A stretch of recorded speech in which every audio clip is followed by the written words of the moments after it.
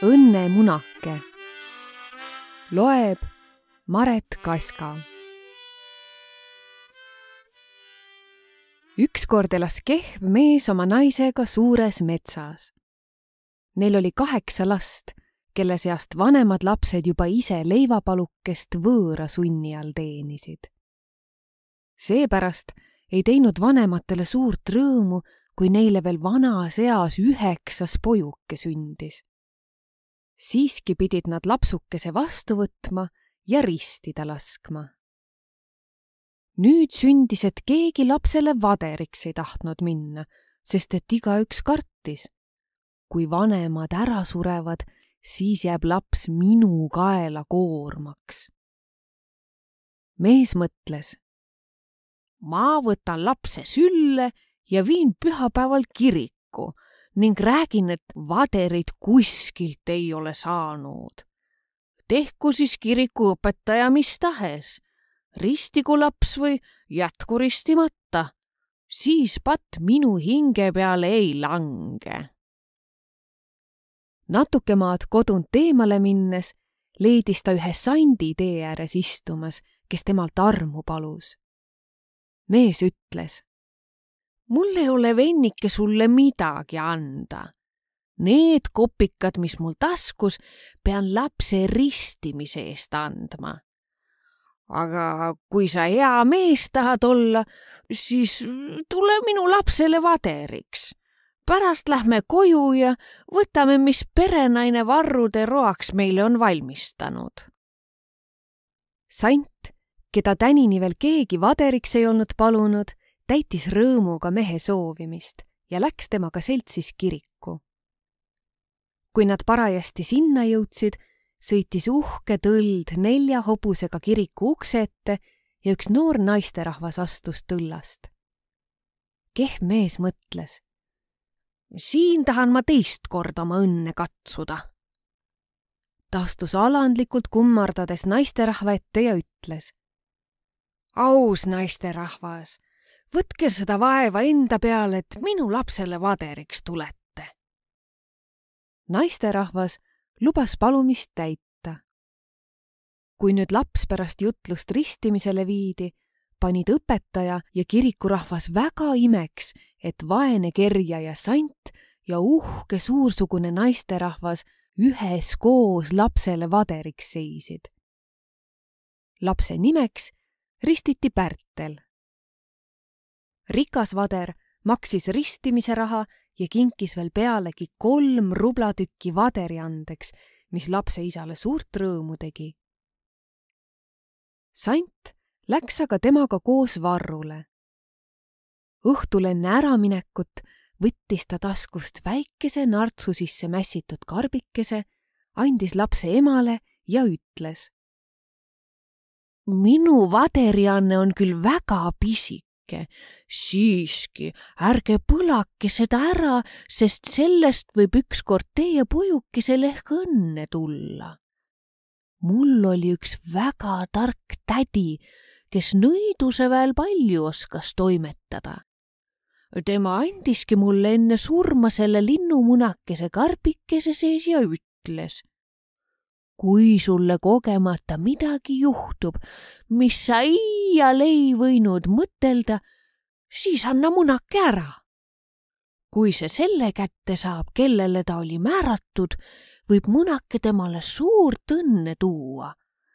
Aga hoidku ta munakest õrnemalt kui oma silma, et see katki ei läheks, sest õnnekoor on õrn. Tänini ehk ma küll ligi 60 aastat vana olen, ei ole mulle ühtegi asja nii kogemata juhtunud, kui täna hommikune vaderiks palumine. Nii tõusis minu südames esimeseks mõtteks. Sa pead munakese sellele lapsele vaderi anniks andma. Väike Pärtel kosus priskesti ja kasvas vanematele rõõmuks, kuni ta 10 aasta vanuses külasse ühe nõuka peremehe karjapoisiks sai.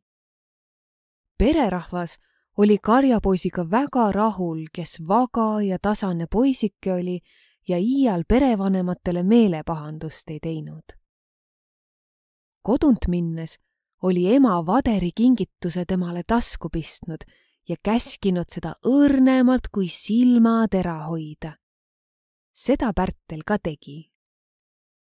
Karjamaal seisis üks pärnapuu ja suur munakivi pärnapuu all. Seda kohta armastas poisike väga, nõnda et kogu suvel ühtki päeva mööda ei läinud, kus ta pärnapuu all kivi otsas ei istunud. Seal kivi otsas sõi ta enamasti oma leivapalukest, mis temale moonaks kodunt igal hommikul kaasa oli antud. Ja üks väike allikas kivi ligidal andis temale keelekastet. Teiste karjalastega, kes isekeskis palju vallatust tegid, Pärtel sõprust ei pidanud. Imelik näis, et kuskil ümberkaudu nii ilusat rohtu ei leitud kui kivi ja allika vahel. Ehk küll kari iga päev seal söömas käis, siiski oli teisel hommikul muru enam hoitud heinamaa kui karjamaa sarnane.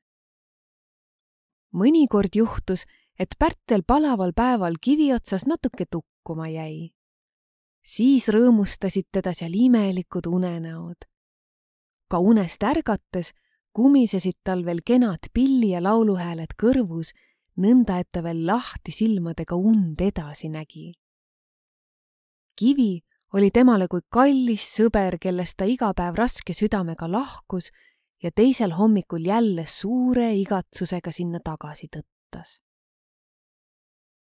Pärtel oli 15-aastaseks saanud ja pidi nüüd karjapoisi ametist lahkuma.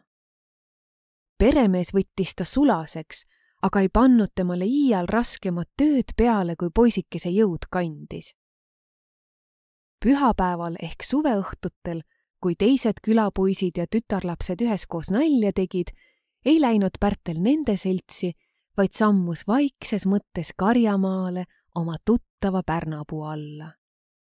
Mõnikord viibis ta seal poole ööni. Nõnda istus ta ükskord jälle ühel pühapäeva õhtul suupilli puhudes kivi otsas. Seal roomas üks piim valge madu kivi alt välja, tõstis pea üles, nagu tahaks ta pilli häält kuulda ja vahtis teraste silmadega Pärtli peale, mis kui tulesädemed temal peas hiilgasid. Hiljem juhtus seda naljakat lugu sagedasti, mispärast Pärtel, kui ta iial natuke puhkamisaega leidis, ikka oma kivile ruttas, et kena valget madu näha saada. Aga madu oli temaga nõnda ära harjunud, et ta ennast mitu korda poisikese jalgade ümber keerutas. Pärtel oli nüüd noormehe ealiseks sirgunud. Tema mõlemad vanemad olid surnud, õed ja vennad elasid kõik temast kaugel, nii et ta neist ega nemad temast palju ei kuulnud, veel vähem üksteist näha said. Aga kallim kui vennad ja õed oli Pärtlile valge madu kivi all, kelle peale tema mõtted käisid päeval ja kellest ta öösel enamasti ikka und nägi. Seepärast läks talv temale väga igavaks, kui lumi maas ja maapind külmetanud oli. Kui aga kevadised päikeseterad lume olid viinud ja maapinna sulatanud, läks Pärtli esimene tee jälle pärna alla kivile, ehk küll puu küljes veel lehekestki näha ei olnud. Oh, seda rõõmu! Niipea, kui ta oma igatsust huulepillile oli õhanud, roomas valge madu kivi alt ja mängis tema jalgade ümber. Aga Pärtli silmale näis täna, nagu oleks maul pisarad palgeid mööda maha langenud ja see tegi temale südamevalu. Nüüd ei jätnud ta palju ühtki õhtut kivil käimata ja madu läks ikka julgemaks, nõnda et ta ennast mõnikord ka silitada laskis. Aga kui Pärtel teda kinni püüdis võtta, libises ta tema sõrmede vahelt kivi alla tagasi. Jaanilaupäeva õhtul, kui kõik külarahvas, noored ja vanad üheskoos jaanitulele läksid, ei tohtinud ka Pärtel teistest maha jääda, ehk küll tema süda teda teisele teele meelitas. Aga kesk lustipidu, kus teised laulsid, tantsisid ja muud nalja tegid, puges ta salamahti nende seltsist ja läks kiirete sammudega Pärnapuu alla, sest see oli ainuke paik, kus tema süda rahu võis leida. Ligemale minnes paistis temale kivilt hele tuluke silma, mis teda väga imestama pani, sest et tema teades sel ajal ükski inimene seal ei võinud olla. Aga kui ta sinna jõudis, oli tuli kustunud ega olnud tuhka ega söekibemeid kuhugi järele jäänud. Pärtel istus kivi otsa ja hakkas tuttaval viisil huulepilli puhuma. Korraga tuli hiilgav tuli kivi alt jälle nähtavale, mis muud ei olnud kui valge maa sätendavad silmad. Madu mängis jälle tema jalgade ümber, laskis ennast silitada ja vaatas teraselt tema peale, nagu tahaks ta rääkida. Kesköö ehk ei võinud enam kaugel olla, seal libises Madu kivi alla oma pesasse ega tulnud Pärtli pilli peale enam nähtavale. Kui ta pilli suust võttis ja tasku pistis ning tahtis hakata koju minema, kohisesid Pärnapuu lehed tuuleõhus nii imelikult, et kohin kui inimese hääl Pärtlile kõrva kostis. Ja mitu korda arvas ta sõnu kuulvat. Õnnemunal koori õrna, viletsusel süda visa, tõtta õnne tabamaie. Seal tundis ta valusat igatsemist, nii et süda lõhkema kippus. Siiski ei teadnud ta ise, mille järele ta igatses. Rasked pisarad langesid tal silmist palgeile ja ta ohkas. Mis aitab õnnemuna õnnetule, kellele maailmas õnne ei ole loodud? Ma tunnen lapsepõlvest saadik, et mina inimeste seltsi ei kõlba. Nemad ei mõista mind ega mina neid. Mis neile rõõmu teeb, see sünnitab mulle südamevalu. Ja mis mind õnnelikuks võiks teha, seda ei tea ma isegi, veel vähem teised. Rikkus ja vaesus olid mul vaderiks, sellepärast ei võinud minust iial õiget looma kasvada. Seal tõusis äkitselt tema ümber valgus, nagu oleks Pärnapuu ja kivi heledama päikese käes seisnud. Tükil ajal ei olnud tal võimalik silmi lahti teha. Vaid aegamööda usaldas ta altkulmu natuke luurida, kuni silm valgusega harjus. Üks kaunis naisterahvas seisis lumivalges riides tema kõrval kivi peal. Neitsikese suust tuli tema kõrva hääleke, mis magusam kui ööbiku laul oli ning mis nõnda kostis. Armas noormees, ära karda, vaid võta kuulda ühe õnnetu tütarlapse palumist. Mina vaene elan viletsuse vangis ja kui sina minu peale armu ei heida, siis ei ole mul enam elu ilmaski pääsemise lootust.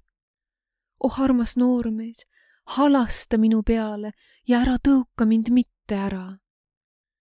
Ma olen ühe vägeva kuninga tütar hommikumaalt. Raha ja varanduse poolest otsatu rikas, aga see ei või mind aidata, sest et nõiduse vägi mind maakombel siin kivi all sunnib elama, kus ma juba mitusada aastat vangis olen olnud, ilma et ma ise vanemaks läheksin. Ehk ma küll ühelegi inimese loomale iial viga ei ole teinud, siiski põgenevad kõik minu kuju eest, kui nad kogemata mind juhtuvad nägema. Sina olid ainuke elav loom, kes tänini minu liginemist sallis. Jah, ma tohtisin sinu jalgade ümber mängida ja sinu käsi on mind mitu korda lahkesti silitanud. Sellepärast ärkas mul lootus südamesse, et sinust mulle päästja võiks sündida. Sinu süda on puhas kui lapse süda, kus sees valet ega pettust ei ela. Peale selle on kõik sinu käes, mis minu päästmiseks tarvis. Üks suurtsugu inimene ja sant olid sulle üheskoos vaderiks ja õnnemunake kingiti sulle vaderi andeks. Üksnes jaaniöösel, iga 25 aasta pärast on mul võimalik tund aega inimese kombel maa peal liikuda. Ja kui seal üks puhta südamega noormees kellel nimetatud haruldased anded käes on, tuleks ja minu palumist kuulda võtaks, siis võiksin ma pikast vangipõlvest pääseda. Päästa mind igavast vangistuse kütkest. Nõnda rääkides langes ta Pärtli ette põlvili maha, võttis tema jalgade ümbert kinni ja nuttis härdasti. Pärtli süda sulas seda nähes ja kuuldes. Ta palus Neitsit üles tõusta ja kuulutada, mil viisil päästmine võimalik peaks olema. Ma tahaksin silmapilk tulest ja veest läbi minna, ütles Pärtel, kui sinu päästmine seeläbi võimalik oleks. Ja kui mul 10 elu kaotada oleks, kõik need annaksin ma üheskoos sinu päästmise eest. Üks tundmatu igatsus ei anna mulle kuskil mahti, aga mis ma igatsen, seda ei tea ma mitte. Neitsi ütles, tule homme õhtul päikese veeremise ajal jälle siia ja kui mina mao kombel sinu ette astun, oma keha kui vöö sinu keha ümber keerutan ja sulle 3 korda suud annan, siis ära ehmata mitte ja ära hakka kohkudes värisema. Muidu pean ma jälle, kes teab, ehk mõnisada aastat siin nõiduse vande all lohkama. Seda üteldes oli Neitsi noormehe silmast kadunud ja jälle kohises pärnapuu lehtedest.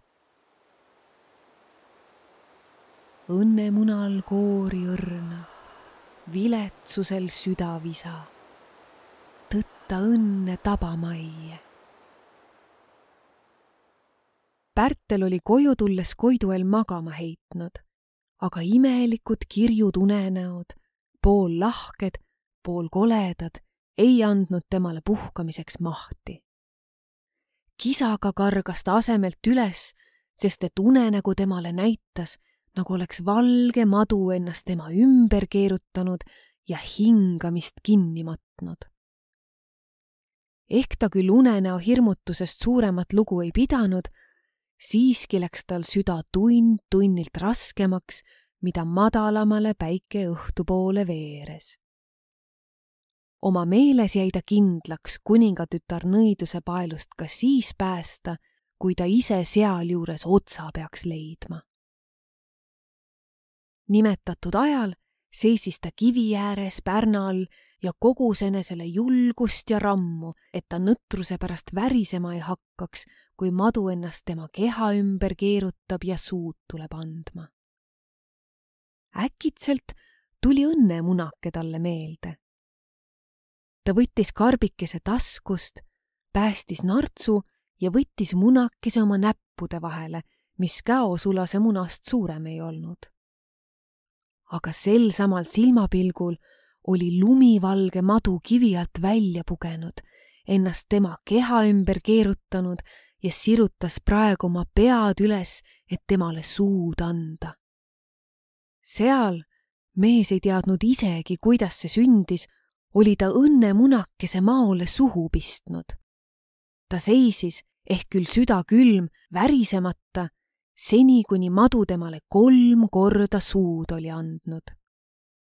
Nüüd sündis vägev kärgatus ja tulevalgus, nagu oleks pikse nool kivi sisse löönud.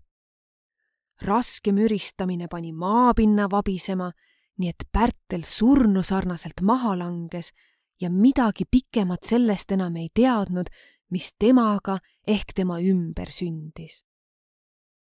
Aga sel koledal silmapilgul olid nõiduse kütked katki kistud ja kuninglik Neitsi pikast igavast vangipõlvest lahti pääsenud. Kui Pärtel hiljem raskest minestuse unest ärkas, leidis ta ennast pehmete siidpatjade pealt ühes uhkesti ehitud sinisest taevakarva klaaskambris. Kaunis tütarlaps oli tema sängi ees põlvili maas, silitas tema palgeid ja hüüdis, kui Pärtli silmad lahti pääsid. 1000 tänu sulle, kallis noormees, kes sa minu palveid kuulda võtsid ja mind igavesest nõiduse vangist oled päästnud. Võta nüüd endale palgaks minu riik, see uhke kuninglik koda kõigi tema varandustega Ja kui tahad, siis võta veel pealekauba mind endale abikaasaks. Sa pead edaspidi õnnelikult elama, nõnda kuidas õnnemunakese peremehele kohane on. Pärtli õnne ja rõõmu ei jõuaks ükski üles rääkida. Kõik tema endised teadmata südameigatsused, mis temale kuskil rahu ei andnud, vaid teda pärna alla kivile kihutasid minema, olid nüüd kadunud. Ta elas õnnerüppes oma armsa abikaasaga elu otsani. Aga külas ja taluperes, kus ta enne oli teeninud, tegi tema kadumine rasket südamevalu. Sellepärast läksid kõik üheskoos tema jälgi otsima ja esimene tee oli neil Pärnapuu alla, kus Pärtel kõige sagedamini käis ja kuhu teda ka eile õhtul oli nähtud minemas. Suur oli inimeste imestus, kui nad sealt ei Pärtlit, Pärnapuud ega kivi enam eest ei leidnud. Ka väike allikas selle koha ligidal oli ära kuivanud. Samuti ei ole kellegi silm neid asju hiljem enam näinud.